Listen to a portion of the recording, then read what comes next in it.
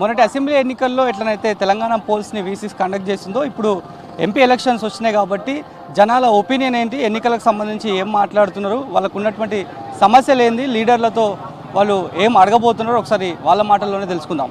ప్రస్తుతం మనం Chevella parliament segment Rangareddy జిల్లాలో ఉన్న షేర్లింగంపల్లి అసెంబ్లీ కాన్స్టిట్యున్సీలో ఉన్నాం. దాదాపు ఇక్కడ 6,95,000 పైగానే ఓట్లున్నాయి. ఒకసారి ఆ ఓటర్లతో మాట్లాడదాం. సో ఇప్పుడు జరుగుతున్నటువంటి ఎన్నికలు ఎట్లా ఉన్నాయి? ఏముందన్న, ఈసారి కాంగ్రెస్కి కొంచెం పెచ్చుగా ఉన్నట్టు కనిపిస్తుంది. ఎందుకంటే కనుక 100 రోజుల్లో కొన్ని గ్యారెంటీలను అయితే అమలు చేశారు, ప్రజలకు ఒక నమ్మకాన్ని అయితే కల్పించారు. కాబట్టి ఈసారి సెంట్రల్లో కూడా గవర్నమెంట్ 10 సంవత్సరాలైంది, అది కూడా.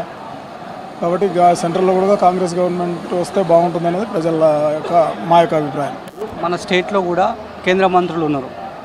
సో వాళ్ళపైన చాలా వరకు ఇటు కాంగ్రెస్ కావచ్చు, బీఆర్ఎస్ కావచ్చు ఆరోపణ చేస్తుంది. కేంద్రం నుంచి ₹1 కూడా నిధులు రాలేదు, ఇంకెంతో కేంద్రం చేయాల్సిన అవసరం ఉంది రాష్ట్రానికి అని చెప్పి. అందుకే దీనికోసమే ఇప్పుడు స్టేట్లో కాంగ్రెస్ గవర్నమెంట్ ఉంది, సెంట్రల్లో కూడా కాంగ్రెస్ గవర్నమెంట్ వస్తే మన తెలంగాణ కూడా అభివృద్ధి చెందుతుంది అన్నది ప్రజల యొక్క అభిప్రాయం.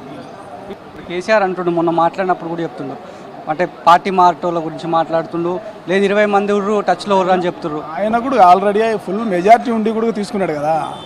ఆయన ఫుల్ మెజార్టీ ఉండి కూడా రెండు సార్లు ఫస్ట్ సారి ఫుల్ మెజార్టీ వచ్చింది, రెండోసారి ఫుల్ మెజార్టీ వచ్చినా కూడా కాంగ్రెస్ వాళ్ళందరినీ ఇది చేసుకున్నాడు కదా. అంటే రాజ్యాంగ పరంగా ఏంటంటే ప్రజాస్వామ్యంలో ఆయన చేసిన